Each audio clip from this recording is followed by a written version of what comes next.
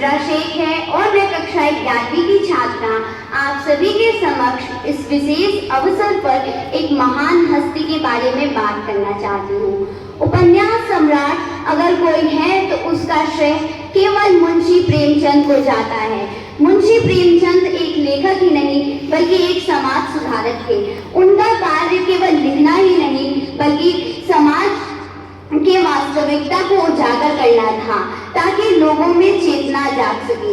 मुंशी प्रेमचंद का जन्म 31 जुलाई 1880 को बनारस के लहमी नामक गांव में हुआ था। पिता का नाम अजाब राय तथा माता का नाम आनंदी देवी था। बचपन से ही उनकी रुचि हिंदी में होने के कारण उनकी प्रारंभिक शिक्षा उर्दू और फारसी में ही हुई।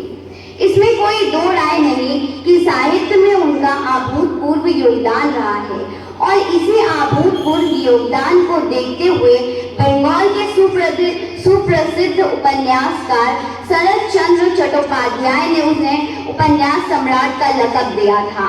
मुंशी प्रेमचंद ने समाज को जागरूक करने के लिए बेहतर से बेहतर प्रयास किया है।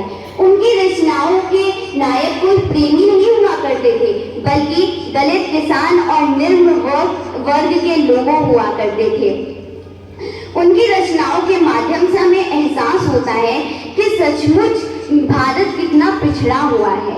एक जमींदार पीढ़ी दर पीढ़ी किसानों पर अत्याचार करता रहा और किसान भी उसे अपना धर्म और भाग समझकर उस जुल्म को सहते रहे। सवा से गेहूं पढ़कर यह बात और भी साफ हो जाती है। मुंशी प्रेमचंद का सुप्रसिद्ध उपन्यास जिसका नाम गोदान है, जिसमें बताया गया है कि एक बड़े हिंदू के लिए गोदान से बड़ा कोई पुण्य नहीं है, परंतु बेचारे भूरी को अपनी जमीन भी गंवानी पड़ती है और गोदान का सपना लेकर जगत से चले जाना पड़ता है। मुंशी प्रेमचंद की रचनाएं जितनी भी हैं, चाहे वो ईदगाह, पूस की रात, कफन, गोदान, रंगभूमि, कर्मभूमि, नमक का दरोगा, ठाकुर का कुआं इत्यादि सभी दिल को छू जाते हैं। मुंशी प्रेमचंद की रचनाएं प्रेरणा से भरपूर हुआ करती थी, चाहे फिर वह निर्मला हो या बड़े घर की बेटी। अंत में मैं यही कहना चाहूंगी कि मुंशी प्रेमचंद की रचनाएं समाज को जागरूक करने के लिए होती थी।